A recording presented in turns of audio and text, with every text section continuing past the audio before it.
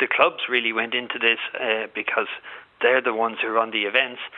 They went into this, accepting that it was going to be a difficult year. Now, we obviously had to try and budget for the year, even though we didn't know how people would respond, i.e. would the competitors turn up to take part in the events or not.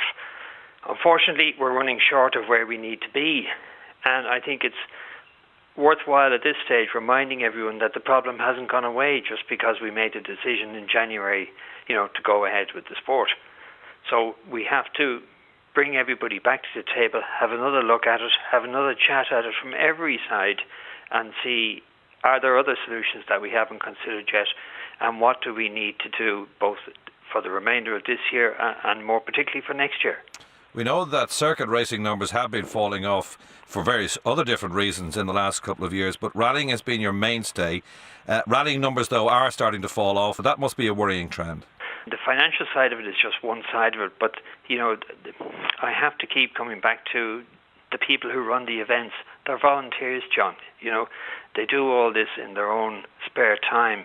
And if their club makes a loss on an event, it has a big impact on them. They don't have big cash reserves. They can't afford to take a risk. They're not risk takers. They're volunteers. And we've got to the point now where the financial pressures on these organisations, it's just not sustainable. You've come to an agreement with an insurance broker for the next 2 years, and that should keep you going for at least 2 years. But as you say yourself, there's, obviously different factors at play here. One of those insurance brokers that you talked to described as, and you quoted here in your own statement, as being like the Wild West in Ireland in terms of insurance.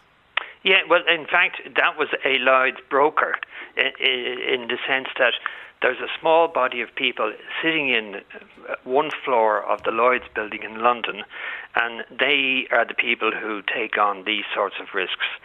And they won't touch Ireland not because of anything else, other than the fact that the level of awards being granted in the courts in this country is just ridiculous. Where do you go from here, Alex? You've basically stopped the sport from being basically wiped out in 2017 by the clubs and the drivers and the competitors accepting the fact that they're going to have to pay increased premiums. But where do you as a governing body go from here? Well, it's a shared problem.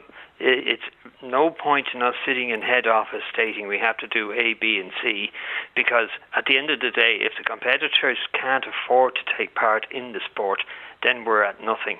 So we have to keep, insofar as we can, a viable option on the table for people to take part in. Now, that may not be just the usual source of entry fees and such like. We also have a sticker campaign going on, and we need other ideas which are outside the box, to use a cliche, so that we can figure out other ways of financing events. It cannot be just a competitor alone anymore. And the one thing that you point out as well is that there's been no accidents or claims last year. So this isn't actually anything to do with the fact that there's been accidents in the motorsport arena. It's the fact that this is a societal thing, I suppose. Well, insofar as where we're going with this, it most certainly is. For sure, motorsport has had accident claims, but so have other sports.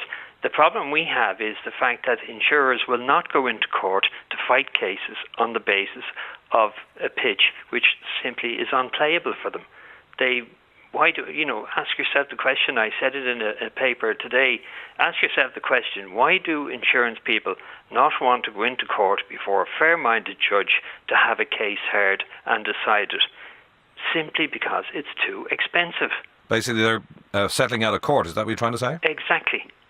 That's their preferred option, because the ridiculous fees involved, the costs of specialist engineers and expert witnesses, and then the awards from the courts themselves, it's just we're totally out of kilter here. What about Sport Ireland? You're affiliated to Sport Ireland. What's their take on this? Well, I haven't spoken to Sport Ireland. We have spoken to the FIA about it because they're That's our the governing body. international governing body, yeah. That's right, and we've had conversations with them. In fact, myself and another official went over to see them just 2 weeks ago. So they're looking at it for us to see if there's some way they can offer some assistance. But, they've said to us, Alex, we don't believe this. I mean, there's no other country giving out awards like this. Well, maybe perhaps America. We don't know. But certainly not in Europe. You're calling for government intervention on this, are you?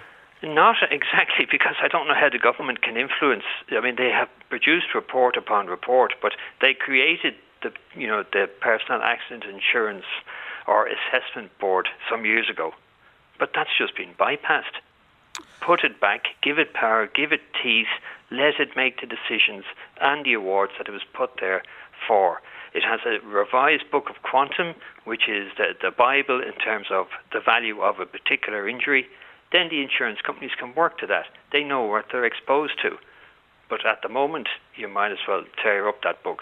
Alex Sinclair, it's a difficult time obviously for you as CEO of the governing body, Motorsport Ireland. Thanks for joining us here on Game On. You're welcome.